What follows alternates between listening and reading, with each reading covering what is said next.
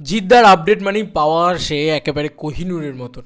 পাওয়া তো যায় দারুণ আপডেট, কিন্তু পেতে একটা বড় রকম রীতিমতো পরিশ্রম করতে হয় এবং রীতিমতো পাওয়া যায় নাই বলা চলে, খুব কম পাওয়া যায়। ওই জন্যে ব্যাপারটার দাম আছে একটা, বুঝতে পেরেছো তো? মানে রেগুলার আপডেট পাওয়া যায় না জিদ্দার। তো জিদ্দাকে নিয়ে রেগুলার ওই জন্য আলোচনা করা যায় না। তবে এই মানুষটার যখন আপডেট আসে আমরা প্রত্যেকে ক্রেজি হয়ে যাই। মানে কেউ বলে বিপ্লবী, কেউ বলে ডাকাতের যে প্রোমোটা বেরিয়েছে বা টিজার যেটাই বলো, বা রয়্যাল রিভিল, এত ভালো হয়েছে, এত প্রশংসা পেয়েছে চারিদিক থেকে। মানে ইচ অ্যান্ড এভরিবডি, সবাই খুব প্রেস করেছে, সবাই খুব প্রশংসা করেছে, কেউ খারাপ বলেনি। এইটা একটা সত্যি কথা। কিন্তু এখন ইতিমধ্যে এই কেউ বলে বিপ্লবী, কেউ বলে ডাকাতের রয়্যাল নায়িকা কেউ বলে বিপ্লবী, কেউ বলে ডাকাতে অনন্ত সিংহের বায়োপিক যেহেতু হচ্ছে, তাই নায়িকা রাখতে হবে বলে নায়িকা রেখে দিলেই তো হয় না।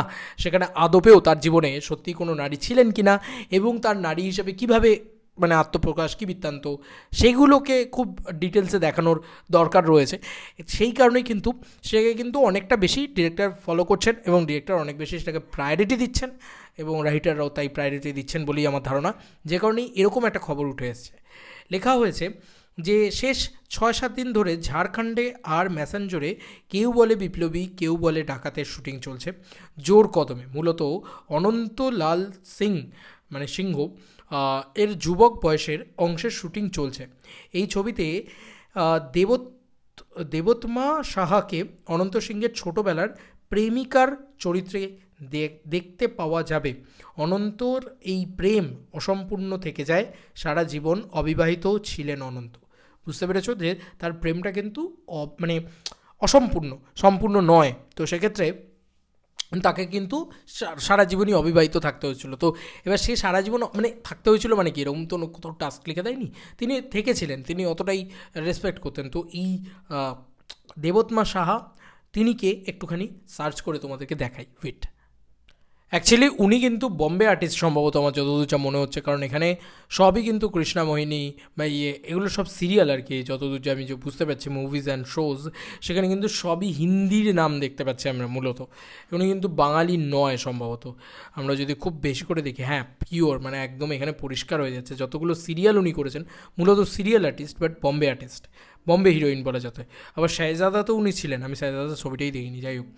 যেটা আচ্ছা, এইটা হচ্ছে দেবতমা, ওনার নাম দেবতমা সাহা, বাঙালি কিন্তু হিন্দি আর্টিস্ট রাখছি অ্যাকচুয়ালিতে।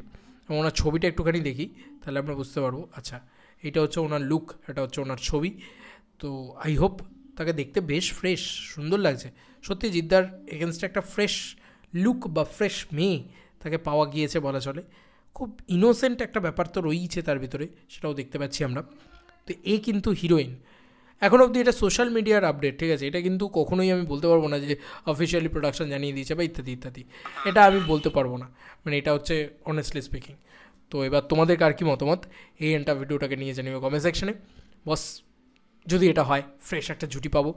আর ইয়াং জেনারেশনের জিদ্দারটা তো জিদ্দাই করছেন বোধহয়, ইয়াং ভার্সনটা তো জিদ্দাই করছেন।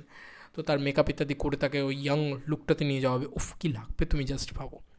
আর তারপরে তো এজের জেনারেশনে তো জিদ্দার ওই সোয়াগি ব্যাপার স্যাপার রয়েছে, একটা সেই ড্যাডি এসআরকে সেরকম একটা ভাইবস তো পাওয়াই যাচ্ছিল টিজারের ভিতরে। সেটাও আমরা ডেফিনেটলি সেটা সেই সেই জিনিসপত্র আমরা দেখতে পাবো, আই হোপ। অবভিয়াসলি পাবো, মানে এটা নিয়ে কোনো সন্দেহই নেই। এই সিনেমাটা কিন্তু কোথাও গিয়ে একটা এক্সাইটমেন্ট জাগাচ্ছে, একটা একটা বাস তৈরি করছে, একটা একটা হয় না যে একটা একটা ঢিন্ডোরা পিটছে যে চল ভাই, আসছে আসছে বাংলার রাজা, দ্য কিং। এই দ্য কিং অফ টলিউড বলা হলে জিদ্দার নামটাই কিন্তু মানে গুগলে উঠে আসে। তো আসছে ভাই, আসছে, সব শেষ করে দিতে আসছে। চলো বন্ধুরা, নতুন কোনো ভিডিওতে দেখা হবে, বাই।